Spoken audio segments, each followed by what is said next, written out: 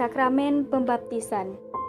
Sakramen baptis merupakan sakramen yang pertama kali umat Katolik terima sebelum mereka menerima sakramen-sakramen lainnya. Pada saat penerimaan sakramen baptis, kita diperciki air, kemudian diolesi minyak, serta diberi kain putih dan lilin bernyala. Hal ini merupakan lambang bahwa kita telah dibersihkan dari dosa asal dan siap menjadi terang bagi sesama. Dengan menerima sakramen baptis, kita telah diangkat menjadi anak Allah dan digabungkan dengan gereja yang menjadikan kita anggota tubuh Kristus, serta siap diutus untuk berbuat baik kepada semua orang. Pembaptisan hanya dapat diterima satu kali untuk selamanya, namun meninggalkan material rohani yang tidak dapat dihapuskan. Kedua, sakramen penguatan, sakramen Krisma. Di dalam sakramen Krisma, umat gereja Katolik menerima kepenuhan Roh Kudus yang menjadikan umat menjadi lebih dewasa secara rohani dan menjadikannya saksi-saksi Kristus yang memiliki tanggung jawab besar, seperti halnya dengan sakramen baptis. Sakramen Krisma hanya dapat diterima sekali seumur hidup bagi semua orang. Ketiga, sakramen Ekaristi. Kristus mengasihi gerejanya tanpa batas dengan memberikan tubuh dan darahnya sendiri kepada setiap anggota keluarganya di dalam perjamuan Ekaristi. Ekaristi merupakan penyempurnaan dari perjamuan Paskah, Perjanjian Lama yang ditandai dengan kurban anak domba yang membebaskan orang-orang Israel dari maut. Dalam Ekaristi, Kristuslah anak domba Allah yang menjadi kurban untuk menghapus dosa-dosa kita, dan karena itu kita memasuki perjanjian baru yang membebaskan kita dari kematian kekal. Keempat, sakramen pengakuan dosa atau taubat. Setiap orang pernah berbuat dosa. Dosa merusak hubungan dengan sesama manusia, dan Tuhan tidak membuat kita merasa tidak senang dan bahagia. Oleh karena itu, Bapa menganugerahkan kepada kita sakramen taubat atau pengakuan dosa. Pada sakramen ini, kita mengakui dosa-dosa kita kepada imam.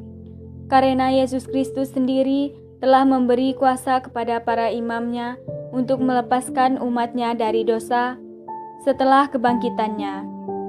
Melalui sakramen taubat, kita menerima pengampunan dosa dari Allah Bapa beserta rahmat-Nya yang dapat membantu kita untuk menolak godaan dosa di waktu yang akan datang sehingga menjadikan hidup kita lebih damai. Kelima, sakramen pernikahan. Sebagian besar orang dipanggil untuk kehidupan berumah tangga. Melalui sakramen perkawinan, Tuhan memberikan rahmat yang khusus kepada pasangan yang menikah untuk menghadapi bermacam tantangan yang mungkin timbul, terutama sehubung dengan membesarkan anak-anak dan mendidik mereka untuk menjadi para pengikut Kristus yang sejati. Dalam sakramen perkawinan, terdapat 3 pihak yang dilibatkan, yaitu mempelai pria, mempelai wanita, dan Allah sendiri. Ketika kedua mempelai menerimakan sakramen perkawinan, Tuhan berada di tengah mereka, menjadi saksi dan memberkati mereka. Allah menjadi saksi melalui perantara imam atau diakon yang berdiri sebagai saksi dari pihak gereja. Keenam, sakramen tabisan atau imamat.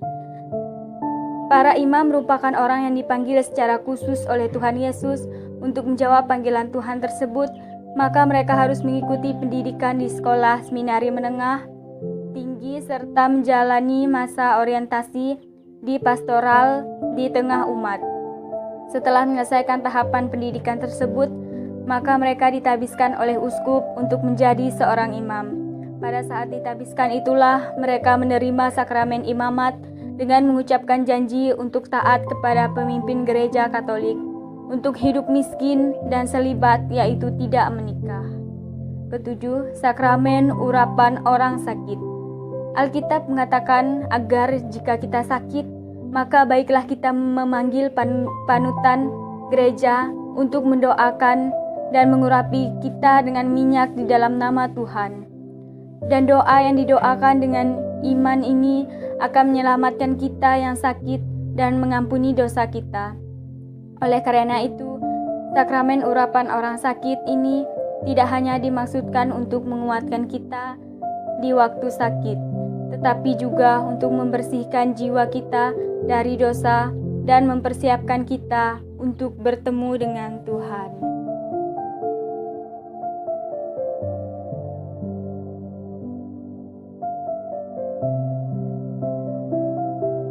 Melepaskan umatnya dari dosa setelah kebangkitannya. Melalui sakramen tobat, kita menerima pengampunan dosa dari Allah Bapa beserta rahmat-Nya yang dapat membantu kita untuk menolak godaan dosa di waktu yang akan datang sehingga menjadikan hidup kita lebih damai. Kelima, sakramen pernikahan. Sebagian besar orang dipanggil untuk kehidupan berumah tangga. Melalui sakramen perkawinan, Tuhan memberikan rahmat yang khusus kepada pasangan yang menikah untuk menghadapi bermacam tantangan yang mungkin timbul, terutama sehubung dengan membesarkan anak-anak dan mendidik mereka untuk menjadi para pengikut Kristus yang sejati. Dalam sakramen perkawinan, terdapat 3 pihak yang dilibatkan, yaitu mempelai pria, mempelai wanita, dan Allah sendiri. Ketika kedua mempelai menerimakan sakramen perkawinan, Tuhan berada di tengah mereka, menjadi saksi dan memberkati mereka. Allah menjadi saksi melalui perantara imam atau diakon yang berdiri sebagai saksi dari pihak gereja. Keenam, sakramen tabisan atau imamat. Para imam merupakan orang yang dipanggil secara khusus oleh Tuhan Yesus untuk menjawab panggilan Tuhan tersebut, maka mereka harus mengikuti pendidikan di sekolah seminari menengah tinggi serta menjalani masa orientasi di pastoral di tengah umat. Setelah menyelesaikan tahapan pendidikan tersebut, maka mereka ditabiskan oleh uskup untuk menjadi seorang imam.